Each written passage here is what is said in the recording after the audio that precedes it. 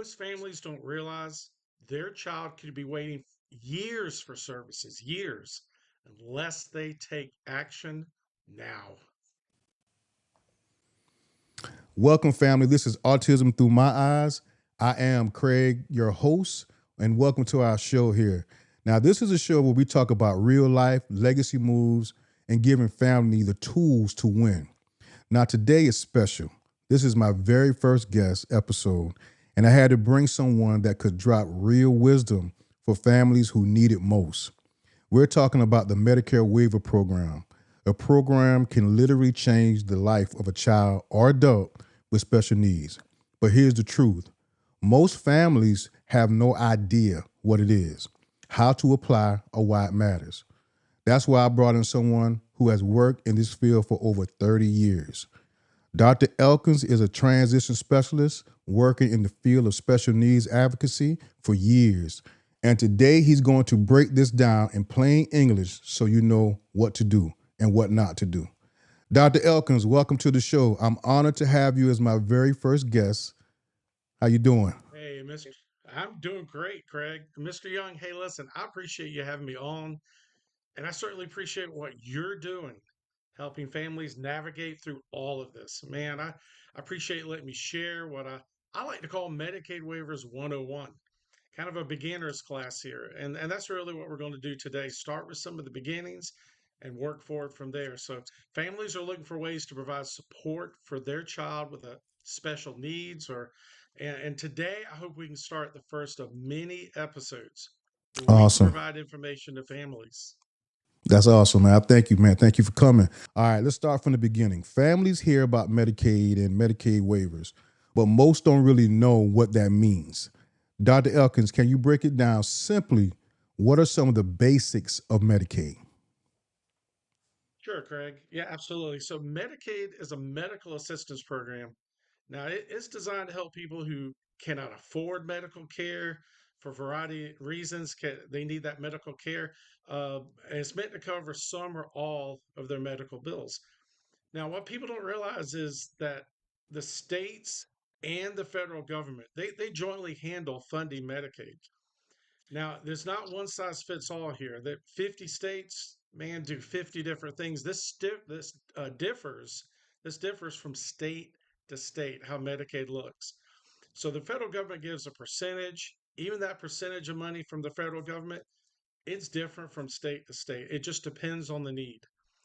Now, while Medicaid is jointly funded, the states themselves, and for example, you and I live in Georgia, Georgia administers and the states administer their own Medicaid programs. They make the who decision, like who receives Medicaid, the what decision, like what exactly those services will look like, what they'll provide, and the how decisions, how Medicaid will be implemented within each individual state. And the guardrails are these loose federal guidelines the states have to follow. Okay, okay. Now let me ask you this question. When you qualify for Medicaid, do you automatically qualify for a waiver? Yeah, great question, Craig. Unfortunately, no. You have to meet additional specific state determined guidelines and eligibility. You'll hear it called different names, but they might face a waiting list. And in Georgia, they call it a planning list for limited waiver services. Now, waiver programs are state specific. Um, like some states have different types of waivers, they break it down differently. Some have more waiver programs than others, but allowing for different rules than regular Medicaid to provide outside services outside of institutional care and the waiver requires meeting functional income and asset requirements. Okay. All right. So, Dr. Elkins, before we get into specifics, give us an overview of waivers. Sure. So it, I've had parents ask me this before. Families ask, what do you mean waiver? What are we waiving? What exactly does that mean? So let's break down what a waiver is. Some individuals with disabilities, and they can live, work, interact in their communities with limited agency support for independence. But for individuals who might have more long term needs or need more intensive support, Medicaid waiver funding can pay for a range of services. It depends really on what the individual needs. So, what we're waiving basically are certain requirements, certain rules that the federal government has for Medicaid. And because an individual with a special need um, needs more intensive services, we're going to waive the usual requirements. We're going to waive the rules and regulations to try to provide more support.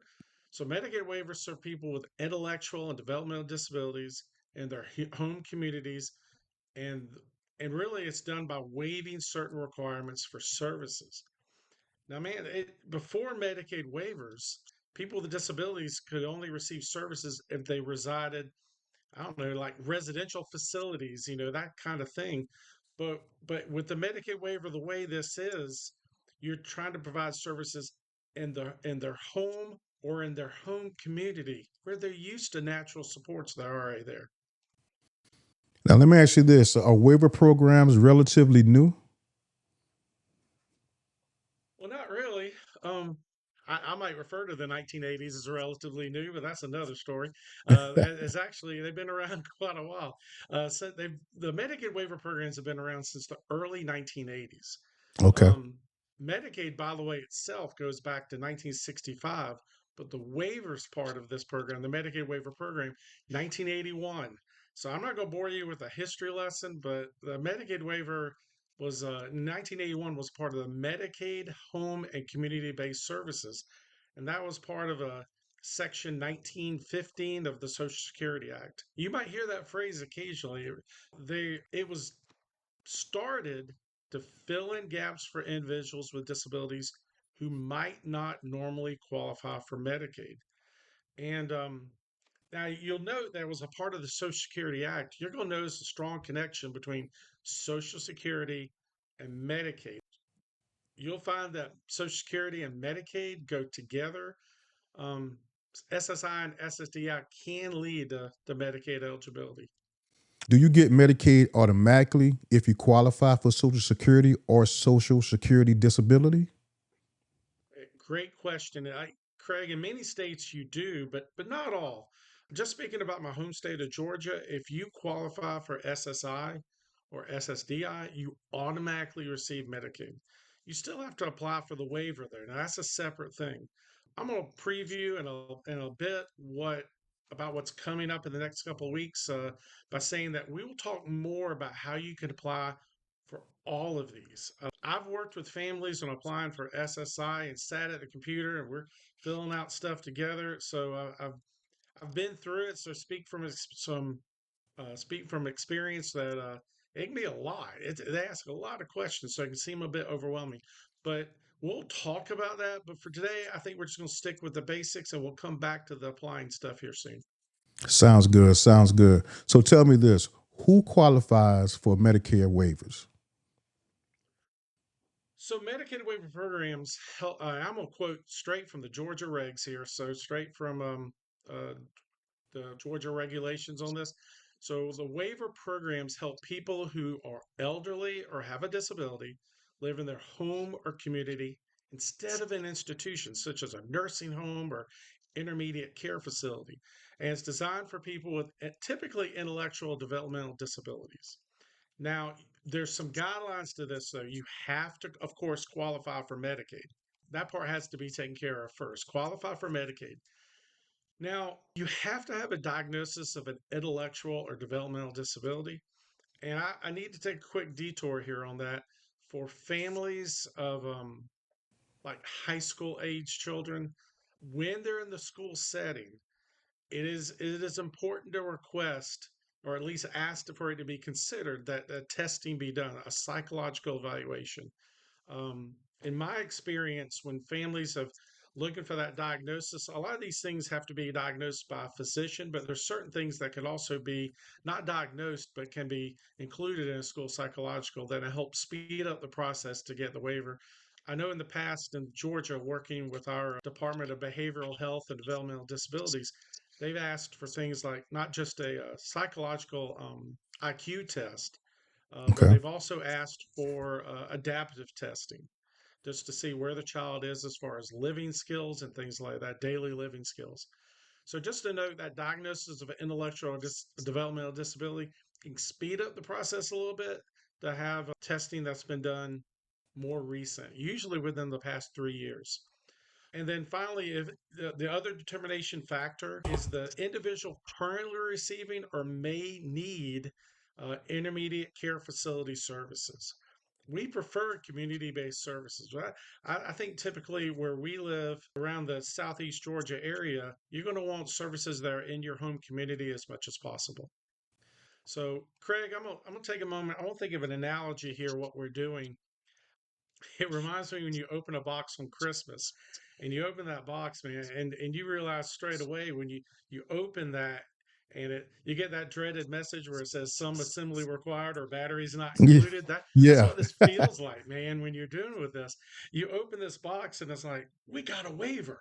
We got all this money. We got all this funding. We got this support, but there's no batteries and there's no instructions, and I'm like, some assembly may be required. So that is the stage where it can feel overwhelming. So I hope I've answered a little bit about some of the basics of Medicaid and the Medicaid waiver. That's a very brief overview, and I think let's just say we're at that stage where we have started to open that box. Awesome, awesome. All right, now I want to focus on Georgia now. Let's talk a little bit about Medicare waivers here in Georgia. Now, I know you mentioned there's not a one size fits all approach to this. Each state handles Medicaid and the waiver differently. Now, what does the Medicare waiver look like in Georgia? So, Craig, in the state of Georgia, um, there's actually there's a little bit more here and there, but there's five overall Medicaid waivers that are administered either by the Department of Community Health (DCH) or by the Department of Behavioral Health and Developmental Disabilities. And the phrase I hear a lot, DBHDD, that is a broad agency that kind of covers a lot of territory. But anyway, the five waivers, there's the elderly and disabled waiver, E&D, for individuals who are elderly and are functionally impaired or have disabilities, and they may need nursing home assistance or nursing home level of care. Another Georgia Medicaid waiver is the Georgia Pediatric Program, GAP, for medically fragile or children might need nursing care. So we've got both ends of the spectrum, very young children who might need Medicaid waiver assistance, all the way to elderly senior citizens.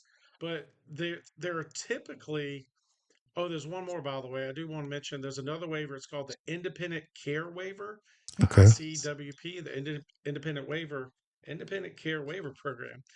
And this is meant for adults who are physically disabled, have TBI, traumatic brain injury, and they may need hospital or nursing home level of care.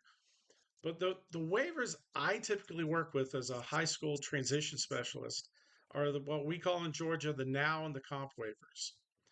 So, Craig, you and I have worked with these together before. Yes. You're experiencing it, the now and the comp waiver. So, let me identify kind of what these are: the new option waiver program and the comprehensive supports waiver program. So, the new option waiver program now and the comprehensive supports waiver program, the COMP, this helps individuals with intellectual or developmental disabilities. And it's meant for those who might need an intermediate care facility level of care. Okay, Dr. Elkins. Now, the now and the comp waivers, are they the most common waivers here in Georgia? Break those down for me. They're Yeah, they're used pretty common. In my work, certainly as a high school transition specialist, they are. Let me go into the basics of now. Let's break that down a little bit. The new option waiver. The now waiver program enables individuals with less intensive needs, less urgent needs. It helps them reach out for out of home residential treatment or extensive waiver services. And the whole goal of this is to live independently in the community. Now, the goals for participants in the NOW program, some goals that the state has set out for these, increasing independence, Greg. That is a big, big thing. We won't try um, some agencies we'll talk about later on, like vocational rehabilitation and others.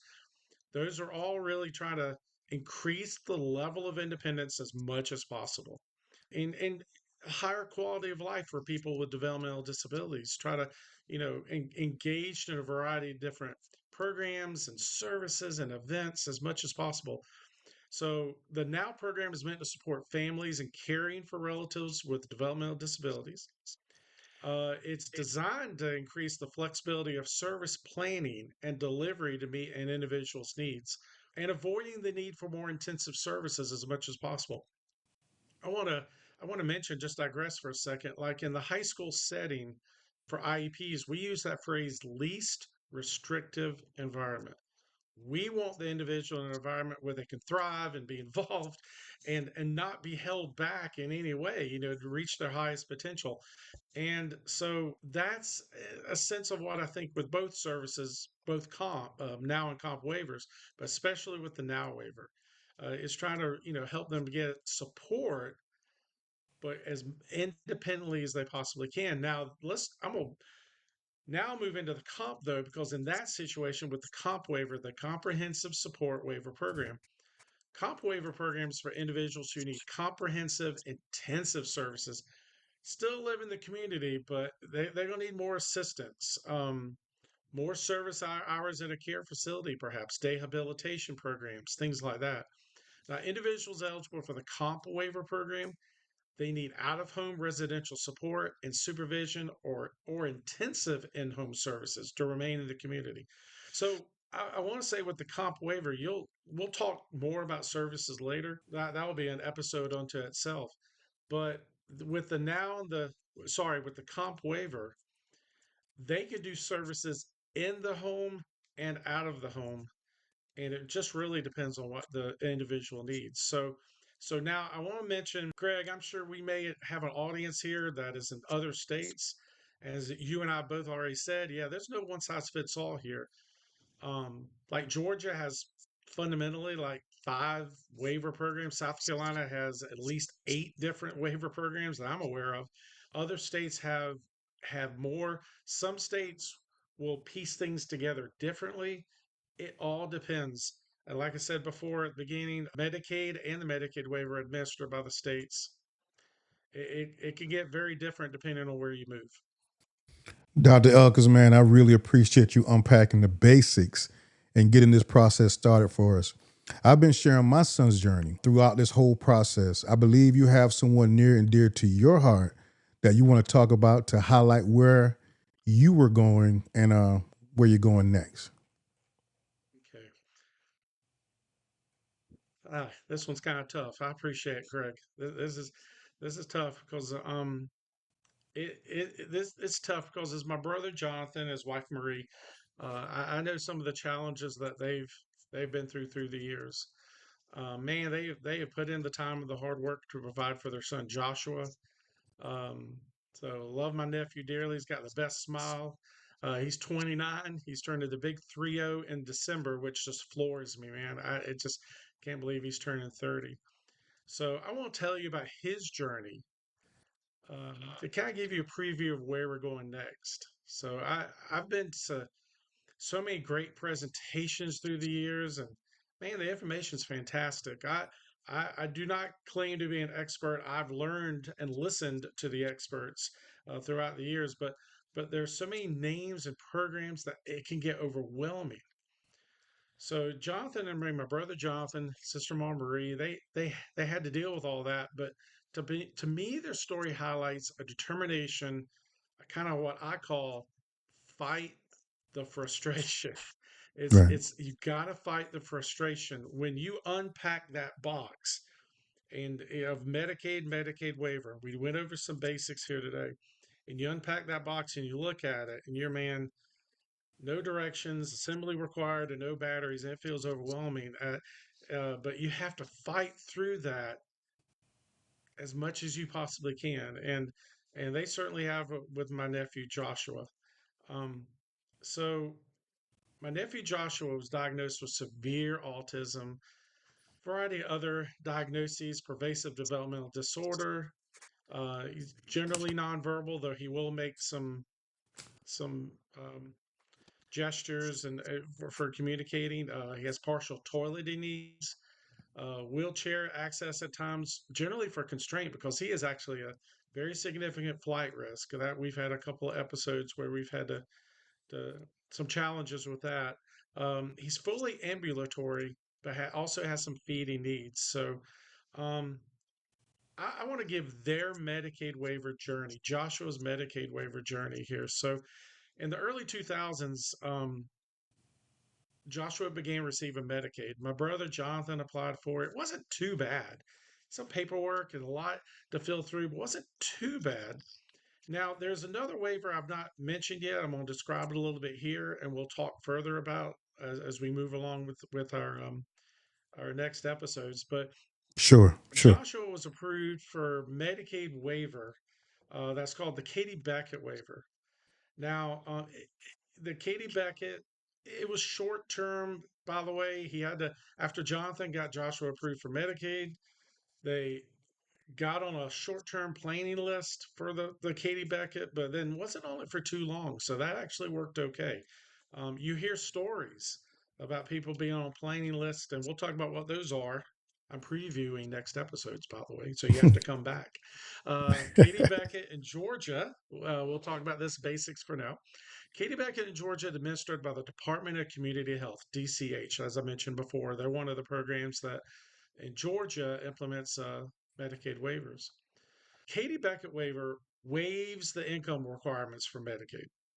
So one part of Medicaid is that you're looking at one criteria is could be income. So it waives that income requirement for Medicaid for children under age 18. So private insurance, man, will not cover a lot or only will partially cover things. Katie Beckett will help fill in some of those gaps. Now, my brother, in my conversation with my brother, we've talked about this a lot. He early on got the impression that with Katie Beckett, they were leaning on the school to provide services and supports. And for school age children, for parents out there that I'm talking with, typically the school will provide speech, occupational therapy, physical therapy, all sorts of different therapies. So generally, the Katie Beckett was there. Jonathan remembers that generally with Katie Beckett, it helped with diapers, toileting needs, and some medical supplies and Oh, that's things like that. great.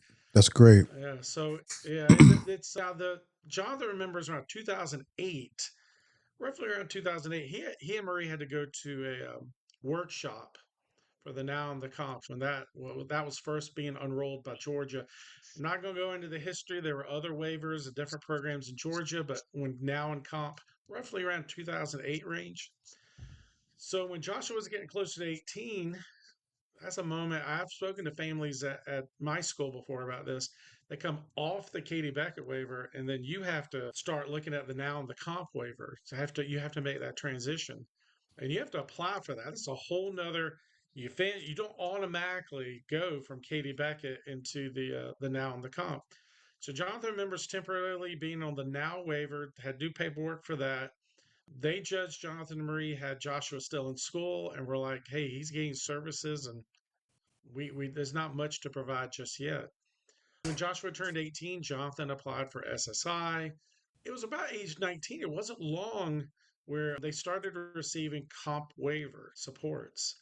Now, my brother doesn't want me to mention, and families, you may have already experienced this, especially if I'm talking to some families who are over 18. If you get that Social Security, they're going to consider your income, man. They're going to take a portion. Um, Joshua is supposed to receive around 800 a month. He gets around 600 a month. They take a quarter of the funding out. They take into account Jonathan's income. So that's something to be aware just for planning. When you're looking at, okay, my child will start receiving SSI, they will consider income. That's something to consider. Now, for families who you're used to the high school environment or middle school environment, and you're used to having a case manager for an IEP, the same thing for this waiver. You have kind of a guide through this. It's called the support coordinator. And we'll talk about that more again in the near future. The Department of Behavioral Health and Developmental Disabilities in Georgia, DBHDD, you'll be assigned what they call a support coordinator. And my brother's not going to lie. He said they've been through, they, Josh, so I'm doing the math here. It's been roughly about 12 years on the comp waiver. Right. Um, I think he said they've had a few. I can't remember the exact number, but he's had a few support coordinators. So anyway, but you have to do that renewal process. Happens once a year. Um, Craig, you probably already experienced in that the yearly ritual of loads of paperwork. Absolutely. Um, yeah, it's so. What did we say? Fight the frustration when you get that packet, and you're like, yeah, just it can be a lot. So, now Joshua, back to Joshua's story, he receives really four basic services. Now there are other services he could get, but kind of four main ones through the comp waiver. It's a family medical supplies (FMS). FMS and provides medical supplies for Joshua. My brother shared is mainly like adult diapers. Jonathan makes the trek to the other side of Atlanta, and there's a supplier there that he picks up from. There's approved places where they can buy the supplies, and then the comp waiver pays for that. Now there's respite care, but he's not had that in quite a while due to lack of staffing. Craig, have y'all used respite care yet by chance? I haven't. I haven't used it yet because we have family that kind of like you know, helps us out a little bit. We kind of don't, take advantage of that, to be honest with you, but it has been offered. We just haven't used it yet. Fair enough. And Jonathan and them, um, they used it for a good bit from time to time. I'm gonna detour here for a second with respite care, and yeah, a lot of cases, many families I've spoken with, they will use family members, brothers and sisters, aunts and uncles, folks nearby to help out. But in a case where there's no family nearby and you're just very unsure about who to have to look after your child, there it can be a concern. But with respite care, the thing they've run into recently, and it really goes back to COVID, was lack of staffing for respite care. I Okay. don't know if that's a Georgia thing, but respite care, they've not had respite care. It has been a while now, and it's mainly finding individuals to provide it. They had there were some local group homes nearby around the Atlanta area that they utilized, but it's been quite a while. So that is a theme I am finding, and I don't know if others, as we start to network and do these podcasts and meet with other individuals, I don't know if that's a significant need, but finding people to staff the agencies. I would imagine it'd be pretty frustrating if the funding was there, but then you can't find the program to provide it. So, just something to consider as we go along. Community living supports, community living services, CLS is another service that Joshua receives. It's a day program. Joshua attends 9 to 3, Monday through Friday. One other service that's provided, home visits. But again, that's another one that they've not received in quite a long time. Like Joshua's budgeted to receive 7 hours a week of in home care, Wow. but they've That's not had it. fantastic. Yeah, but Craig, the same thing again, man. They can't. So the funding is actually there. That's actually in his plan, but unfortunately, it's been sporadic at best because of finding someone to provide the service. So I'm gonna put this call out there. If you have a calling, you have the time. I would definitely touch base with some of these agencies, and we'll be talking to several of them in the weeks to come. They typically give me the impression they're always looking for help. They're looking for people to come in. So, but that is great that it's there, but it's just been a little sporadic in making it actually happen. So, one other service that I want to make aware of, and this is a recent concern, and you don't think about it, but the dentist. You and I go to the dentist, every few months we'll go get a cleaning. You don't think anything of it. But Joshua has to be sedated because of, he's a very tall dude, by the way. Joshua is tall, well taller than me. He has to be sedated for dental care. Wow. Now, the Georgia General Assembly recently eliminated some of the waivers for dental care for intellectuals with developmental disabilities and intellectual disabilities. And some of the Medicaid waiver cuts that have recently, in just the last couple months or so, that have been discussed and voted on and stuff at the federal and state level.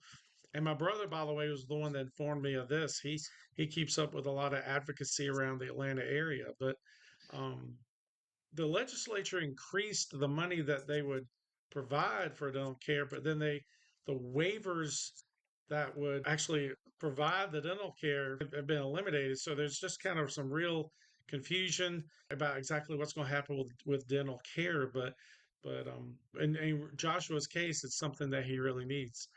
Um, Now, Jonathan remembers one thing to give you an idea between the differences between now and comp. My brother remembers that they roughly were receiving around 20,000 a year or so in services under the now, but under the comp, from what he can gather, it's at least roughly about 50,000 a year of $50,000 of support under the comp waiver. So Wow. he loves Joshua loves his day program. And Jonathan and Marie love that program. The stuff they go to, the additional challenge, transportation used to be provided to the CLS, where they go for services, but transportation isn't there anymore. So Marie takes Joshua during the week. So, but one other thing I want to make families aware of is the every 3 to 4 years, you will do what's called a support intensity scale, SIS. Now, my brother speaking from experience, that could be an in person meet or a Zoom meet, but it's usually done about every 3 to 4 years. And they're going to ask you a long, long list of questions. It's going to feel like you're taking an SAT. It's going to feel pretty intense. So you just have to answer a lot of questions Right. about what, in Jonathan's case, he had to answer a lot of questions about what Joshua can and cannot do. Um, this is a little bit of coaching on the sidelines, but I tend to think my philosophy, my opinion on this is that as you do it, you're going to need to think of, well, what's the most support they would need? What's the I, I don't want to use the phrase worst case scenario, but in this situation, what would be the highest level of support I might need? And I think you probably want to keep that mindset. Just because it's working now, just because it's going okay now, it may not necessarily go okay later down the road. So be aware of support intensity scale roughly every 3 to 4 years. And I just want to finish with Joshua's story to say, listen, I mean, we love our Josh. He likes to watch football. Excuse me, Zoom NASCAR races, or he may attempt to raid my fridge every time he visits my house. But that's another story. I think next steps. We so far all we've really done is really open the box. Went over so far like the basics of Medicaid, the basics of the waiver, the now comp in Georgia are most oftenly the one that's used. But the next time we meet up and get together, I'd love to talk about how do we actually apply for this thing. And we're going to go step by step through how to apply. What is the information you need? How does the planning list work? And so next time I hope to kind of we're going to this time take the package out of the box and put some batteries in it. Maybe try to figure out some instructions, assemble it a little bit. You know, when they say it takes 30 minutes and you're there all night long putting it together, Christmas Eve, we're going to start to unpack it a bit and see what are some of those first steps that parents need to take. All right. For my last final question to you, for every parent or caregiver listening right now who feels overwhelmed or even hopeless, what's one action, what's one step they can take tomorrow morning to move forward? All right. So, besides fight the frustration, which I'm going to preach about, fight the frustration as much as possible, you need to get organized and get it all together as far as paperwork and stuff. I'm giving you a little bit of homework. It's the teacher in me, man. You're getting a homework assignment here, everybody, okay? I need you to get together any important documents you have, copies of IEPs, copies of school psychologicals, birth certificates, medical reports. If you're listening to this and you're working with a individual with special needs and you want to get Medicaid and get Medicaid waiver, SSI, and all that going, you know, you might not have old school stuff, but at least anything from a physician, medical reports, anything like that, organize it in a system that works for you with, with us, it's a box and Ziploc bags that are labeled, passports, social security cards, birth certificates, and I give credit my wife for all that stuff. But whatever you can do to organize system that works for you, because you're going to need all that stuff. Make that just baby step one, And next time we get together, I'll give you another homework assignment after that. All right, sounds good. Dr. Elkins, I can't thank you enough. You just gave our community clarity, hope, and an overview of Medicaid and the waivers. And to my listeners, if this episode opened your eyes, please share. All right. This is about more than information. This is about protecting your family, securing your future, and making sure no one gets left behind. Thank you again, Dr. Elkins. I am Craig Young, aka Craig Be Great, for the grown and the growing. And this is Autism Through My Eyes. Again, thank you, Dr. Elkins. You guys take care.